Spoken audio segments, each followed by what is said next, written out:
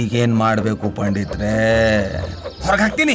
ಅಯ್ಯೋ, ಮೊದ್ಲು ಒಳಗ್ ಪ್ರವೇಶ ಮಾಡೋಕ್ ಬಿಡಿ, ಆಮೇಲೆ ಹೊರಗಾಕಿ. ನನ್ನ ಮಾತಿನ ತಾತ್ಪರ್ಯ ಏನಂದ್ರೆ ಈಗ ಏನ್ ಮಾಡ್ಬೇಕು ಪಂಡಿತರೇ? ಜೀರಿಗೆ ಅಂಗಡಿ ಹುಡುಕ್ಬೇಕು.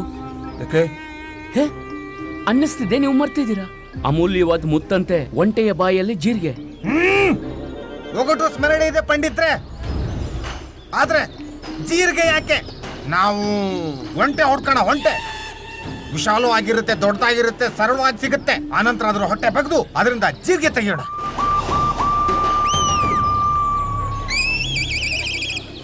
ವಾಹ್ ವಾಹ್, ನೋಡಿದ್ರ ಪಂಡಿತ ರಾಮಕೃಷ್ಣ, ನಿಮಗಿಂತ ಅಧಿಕ ಬುದ್ಧಿವಂತ ಈ ಶಂಭುವರು. ಶಂಭುವರೇ, ನಿಮಗಂತೂ ಯಾರದೇ ಸಹಾಯದ ಅವಶ್ಯಕತೆ ಆದರೂ ಎಲ್ಲಿದೆ?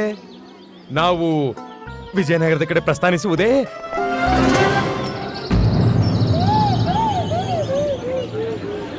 ಶಂಭುವ ಮಹೋದಯ, ನನಗೆ ಹೇಗನ್ನಿಸ್ತಿದೆ ಅಂದ್ರೆ ಜೀರಿಗೆ ಅಂಗಡಿ ಹತ್ರನೇ ಒಂಟೆನೂ ಸಿಗಬಹುದು ಅಂತ. ಒಂದ್ ವೇಳೆ ನಿಮ್ಗೇನಾದ್ರೂ ಅನ್ಸಿದ್ರೆ ನೀವು ಅಧಿಕ ಚತುರರು ಅಂತ, ನೀವು ನಿಮ್ಮ ಖಜಾನೆನ ಸ್ವಯಂ ಹುಡ್ಕೊಳ್ಳಿ. ನಡಿಯಮ್ಮ. ಪಂಡಿತ್ರ ನೀವು ಕ್ರೋಧಿತರಾಗ್ತಿದ್ದೀರಲ್ಲ. ಪಂಡಿತರು ಹೇಗೆ ಹೇಳ್ತಾರೋ ಹಾಗೆ ಕೇಳಿ.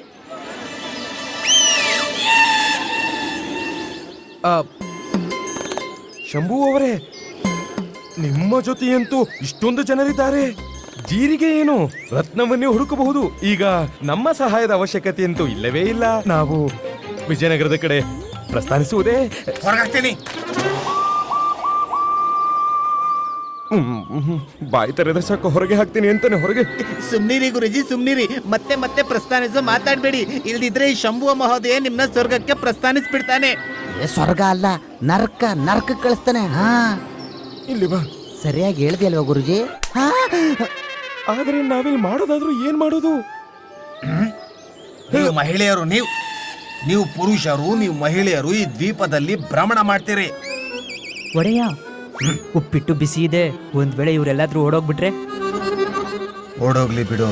ಯಾಕೆ? ಏಕೆಂದ್ರೆ ಈಗ ಇವ್ರ ಅವಶ್ಯಕತೆ ನಮ್ಗಿಲ್ಲ. ಒಡೆಯ, ನಿಮ್ಗೆ ಅರ್ಥ ಆಗ್ತಿಲ್ಲ. ಉಪ್ಪಿಟ್ಟು ಬಿಸಿ ಇದೆ. ಉಪ್ಪಿಟ್ಟಿಗಿಂತ ಈ ದ್ವೀಪದ ಶಾಸಕ ಬಿಸಿ ಇದ್ದಾನೆ. ಮತ್ತಿ ದ್ವೀಪದ ನಿಯಮ ತುಂಬಾ ಕಠೋರವಿದೆ. ಇವರೆಲ್ಲರೂ ಒಂದಲ್ಲ ಒಂದು ತಪ್ಪು ಮಾಡ್ತಾನೇ ಇರ್ತಾರೆ, ಮತ್ತೆ ಸಿಕ್ಕಾಕೋತಾರೆ. ಅದ್ರ ಜೊತೆಗೆ ನಮ್ಮನ್ನು ಸಿಕ್ಕಾಕ್ಸ್ತಾರೆ. ಅದಕ್ಕೆ ಇವ್ರು ದೂರ ಇರೋದೇ ಒಳ್ಳೇದು.